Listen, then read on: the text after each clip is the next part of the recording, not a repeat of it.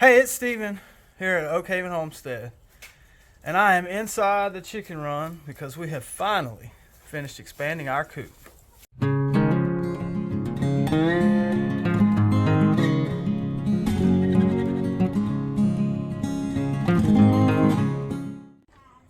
Hey, welcome back to the channel, and we're excited today to finally show you our new chicken coop and run. So I'm standing in our run. It's 8 by 20, 8 feet wide, 20 feet long. And as you can see, it's nothing real fancy here. We got our water tank set up on this side, and then we have our feeders, and then the PVC behind us back there. One on the on my left here is oyster shells, and the one on the right is grit. So hey man, I'm trying video, bro. So anyhow, we do provide grit for our chickens, even though we do free range them a lot. They still seem to like to consume grit there. So, and then of course, we use a run chicken door. I know everybody kind of has their opinion on that, and of course, I'm not being paid for this, but we've had a lot of good experience with a run chicken automatic coop door. We actually have one on our other chicken coop that we have. So, okay, so we want to take you inside.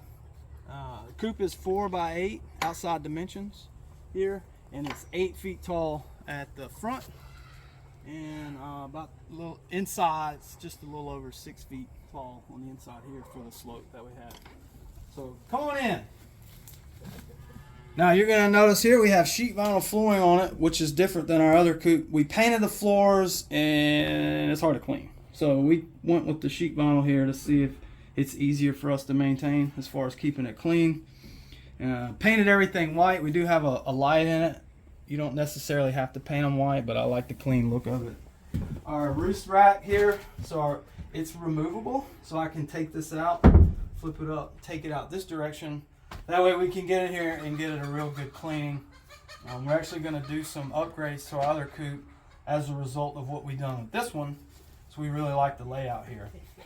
So I have just some mesh, our hardware cloth over the windows that we have set up, and then I've got nesting boxes. We have 3 nesting boxes down here. Our other one has 6 nesting boxes, and the hens only use 3. So we just put 3 in this one. Lessons learned from the other one. So let's come out here to the nesting box.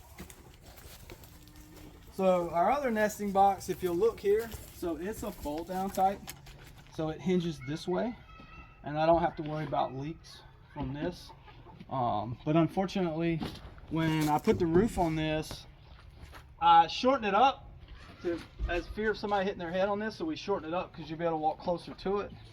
And we went with a top hen style lid because I didn't want to have to bend down this way, pull it up, so we just took it where we just lift up here, reach down, and grab our eggs. Now, the problem with this style is they leak.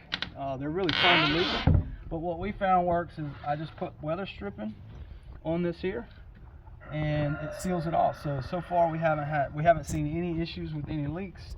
We did have a pretty good rain this past week, so we'll just kind of keep watching it. So for those of you who struggle with these types of lids leaking, I highly recommend you do some weather stripping. Now we did super glue that on there because the adhesion that comes with these weather stripping is not very good. So we did super glue it, and then of course I added this this galvanized covering on the side here just to keep water from blowing in the edges because I didn't have the overhang on the side of the lid.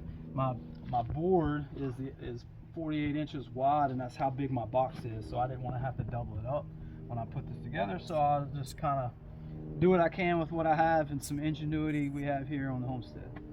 So and that's it. That's our coop, and we're excited to finally have some chickens here and expand our projects and get more eggs. So stay tuned for more, and we thank you for watching.